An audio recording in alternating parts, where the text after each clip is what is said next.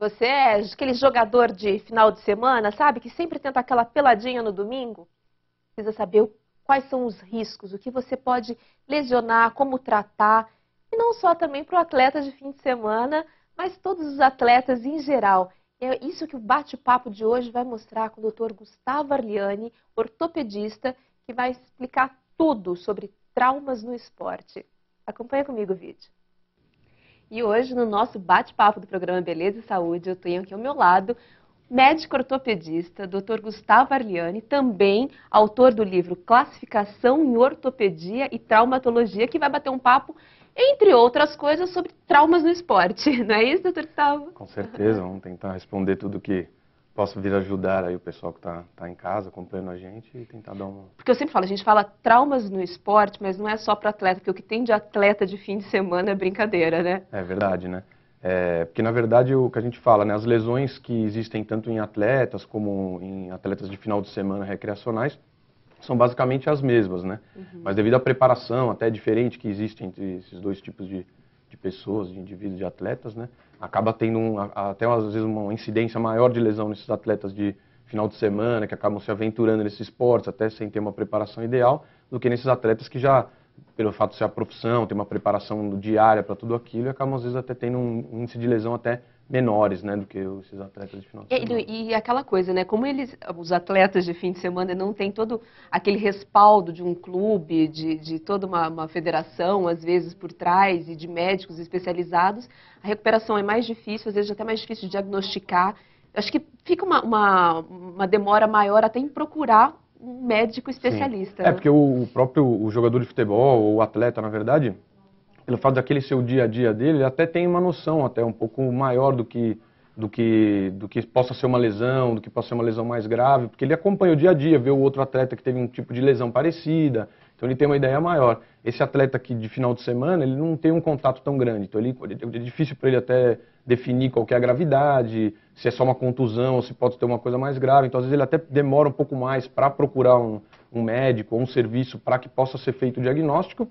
Isso, é claro, atrasa a recuperação dele e por outros fatores, né, que nem você falou, até de um respaldo, de um apoio maior do clube para que se possa ser feitos todos esses exames, ele possa ter um tratamento adequado e mais rápido, até porque envolve fatores econômicos, envolve todo esse fator do clube, disponibilidade de tempo, até coisa que o atleta de final de semana às vezes não tem acesso, né, tem uma dificuldade um pouco maior mesmo. A gente falou aqui em tempo. Esse tempo entre uma lesão, né, que pode acontecer tanto para o atleta, porque o atleta ele tem todo esse respaldo, mas a pessoa lá que está jogando seu futebolzinho de final de semana, esse tempo entre a lesão, o trauma e a procura de um médico, porque às vezes você fala assim, poxa, isso eu acho que eu consigo passar tal pomadinha, tal não sei o quê, e resolve, né? É fundamental, é o diferencial, faz a grande diferença no tratamento? Dependendo da lesão, faz uma diferença grande, né? Que nem uma fratura, por exemplo, né? Se ela não for diagnosticada nos primeiros dias, nas primeiras semanas, até pode ocorrer uma consolidação, uma junção desses ossos com o passar desse tempo, e caso esse paciente necessite de uma cirurgia futuramente, isso torna a cirurgia mais difícil, a recuperação mais difícil nesse processo, com as outras lesões também, né? Quanto antes esse atleta ou esse indivíduo iniciar o seu tratamento, teoricamente antes ele vai ter uma recuperação e um retorno para o esporte ou para as suas atividades diárias de vida também, né? E quais são as lesões mais comuns relacionadas ao esporte? Então, dentro do esporte, né, cada esporte em si tem umas lesões mais comuns, as lesões mais específicas, né? Dentro, por exemplo, do Brasil, na verdade, o esporte que tem maior número de lesões acaba sendo o futebol, claro, até pelo maior número de praticantes que existem no nosso país, é o esporte mais popular disparado da nossa nação, né? Então é que acaba tendo maior número de atletas lesionados, né? E as lesões mais comuns dentro do futebol acabam sendo estiramentos musculares, lesões musculares, entorses de joelho, tornozelo e também contusões do contato mesmo no próprio esporte, né? Entra ali, vamos fazer uma apuraçãozinha prévia, assim, entre uma lesão o que geralmente é mais lesionado, um joelho ou um tornozelo? Então, dentro do futebol. Dentro do futebol, acho que o mais comum mesmo acaba sendo, com lesão, acho que sendo mais um entorse de tornozelo mesmo, né? Mas ele é mais frequente, mas ele tem uma gravidade que acaba sendo menor, né? Um entorse leve, por exemplo, de tornozelo, ele pode ter um estiramento dos ligamentos da porção lateral do tornozelo o atleta vai demorar 2 semanas, 10 dias, 3 semanas, às vezes para se recuperar. Um entorse de joelho, por exemplo, mais grave, com uma lesão meniscal ou com uma lesão do próprio ligamento cruzado anterior, que é comum nesse tipo de atleta, já vai levar uma recuperação um pouco mais lenta, mas ela acaba sendo um pouco menos comum, essas lesões mais graves do joelho comparado com o tornozelo. E qual a recomendação? Porque quando a gente se machuca, a gente não sabe exatamente o que é, né? Você acaba sentindo a dor, fica na dúvida o que é, o leigo, claro. Qual é a recomendação a ser seguida? Ir ao médico, pedir o exame, o que o senhor recomenda? O ideal, na verdade, quando o paciente, claro, se for uma contusão leve, que você vê evidentemente que foi da pancada, que é uma coisa mais aguda, aí, na verdade, você pode até aguardar, fazer compressas de gelo, tomar um medicamento para dor. Mas se for uma lesão que você pode ver que tem uma gravidade maior ou que você não saiba exatamente o que está acontecendo, aí vale a pena você procurar inicialmente um pronto-socorro, um pronto-atendimento especializado em ortopedia, um médico ortopedista, que vai solicitar os exames necessários para... Que são, geralmente? Geralmente a radiografia acaba sendo, embora seja um exame bastante antigo, ainda continua sendo o exame mais utilizado, né? Mas fora isso, é claro, o exame clínico mesmo do médico, né? Que vai examinar o local, ver o quanto que tem de dor, se tem alguma deformidade, algum desvio, se tem algum hematoma, tudo isso já sugere um quadro, né? E esses exames todos, no caso a radiografia, a ressonância, a tomografia, todos esses outros exames, são exames que vão complementar esse exame clínico, né? Para você realmente chegar num diagnóstico, né? A radiografia, desculpa a pergunta totalmente leiga, mas a radiografia é mais para fratura? Ou não? Consegue diagnosticar também outro tipo de lesão? O exame da radiografia, ele acaba tendo uma investigação sobre a parte óssea, né? No caso, fraturas por estresse, você tiver...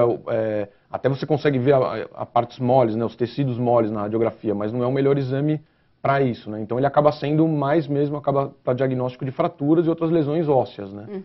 E aí, no caso, se não for diagnosticado por aí, eu estou perguntando porque eu estava antes conversando, eu tive um tipo de lesão que ainda não sei o que é, porque na radiografia, no joelho, na radiografia não foi diagnosticado, qual é a sugestão? Então, aí no caso, se o exame clínico indicar que possa ter alguma lesão, por exemplo, de menisco ou ligamentar, ou até mesmo da cartilagem, aí tem exames mais específicos e melhores para esse tipo de diagnóstico, que seria, no caso, a ressonância magnética, o melhor exame, o mais utilizado atualmente para complementar o exame físico dessa articulação, que no caso do joelho, né, o melhor exame. Falando em físico, o fortalecimento muscular pode ajudar a diminuir o risco de lesão, tanto nas articulações, joelho, tornozelo, ombro? Na verdade, o fortalecimento muscular, o alongamento muscular, ele é importante, né? Tanto na preparação do indivíduo para a prática esportiva, até às vezes do dia a dia mesmo, né? Se o paciente é um trabalhador braçal que pega peso ou que faz uma atividade física, entre aspas, durante o seu trabalho, ele é importante ter uma preparação. E essa parte muscular, no caso, por exemplo, de dor lombar, de um fortalecimento lombar, um alongamento da musculatura posterior, ajuda a prevenir essas lesões, já que a pessoa, entre aspas, está mais preparada para exercer aquela atividade. Então, aquela musculatura está mais preparada. Então, ele vai ter um índice de lesão, de dor menor do que uma pessoa que esteja menos preparada, né? Então, essa musculatura, ela ajuda a diminuir a sobrecarga sobre as articulações e com isso você acaba diminuindo a dor ou evitando até uma lesão, né? Dependendo do quadro. E seria correto dizer que aí é o contrário, seguindo o sentido contrário. Um fortalecimento exagerado, uma grande hipertrofia muscular, aquelas pessoas que malham demais, pesado mesmo, e aumentam demais o músculo, pode sobrecarregar algumas articulações, como o joelho? Isso, com certeza, né? Porque, na verdade, a hipertrofia muscular, né, ela vai causar um aumento dessa massa muscular e, às vezes, desproporcional ao tendão que vai estar ligado a esse músculo, vai ligar, na verdade, ele ao osso, né? Então, com isso, se você, principalmente aqueles indivíduos que acabam praticando musculação e fazem uso de anabolizante, eles acabam tendo um aumento da massa muscular repentina e muito grande, e o tendão não tem um aumento do tamanho desse tendão, do músculo que cresceu muito. E com isso você acaba tendo uma propensão maior até ruptura desse tendão, por exemplo, devido a uma sobrecarga e uma maior do que o seu organismo, na verdade, estaria esperando. Estaria preparado, foi feito para receber, né? Então, com isso você pode aumentar, assim, a lesão, né? Por isso que na própria musculação ou quando for, tem sempre tem que ter uma orientação, tudo isso, para que você possa fazer aquilo ali dentro dos seus limites que o seu corpo possa tolerar, né? Uhum. Aí deixa eu só fazer uma pergunta rapidinha aqui. E de onde surgiu a ideia do livro Classificação em Ortopedia e Traumatologia? Então, na verdade, esse livro que a gente lançou no Congresso Brasileiro, né, da especialidade de ortopedia o ano passado em Brasília, ele acabou surgindo no final da residência de ortopedia, depois dos 3 anos, a gente acaba prestando um exame que é de título, né, de ortopedia, de especialização. E aí, durante o estudo para a realização desse exame, são uma série de livros que você vai realizando a leitura ao longo do tempo, e aí todas essas classificações, que nada mais são do que uma orientação da gravidade da doença, que vai ser importante para que você possa realizar o tratamento posteriormente. Uhum. E eu fui cortando essas classificações de maneira que, no final, quando eu fosse prestar o exame, eu pudesse fazer uma revisão e facilitar realmente o meu estudo no final. E aí, durante esse processo, eu fui notando que aquilo poderia ajudar muitas pessoas futuramente, quando eles fossem realizar o exame. Daí surgiu a ideia de realizar esse livro, e aí com a colaboração do Dr. Diego Asturi e também do Dr. Moisés Cohen, nós conseguimos tornar isso uma realidade e realmente fizemos o livro que foi distribuído no Congresso com bastante sucesso e que agora, inclusive, deve ser lançado ainda esse ano para venda, para que possa outras pessoas... Ou seja, em breve vai ter ali um estudo já facilitado para as pessoas se acharem. Com certeza, né? A gente quebrou o galho para bastante gente que vai vir prestar o exame e que vai ajudar bastante pessoas. Aqueles que não vão prestar o exame, eu vou passar aqui um contato para tirar as dúvidas com o senhor, pode ser? Pode ser. Então, no Twitter, Doutor Ortopedista, Doutor DR Ortopedista. Tem mais algum contato que queira passar? A câmera é sua.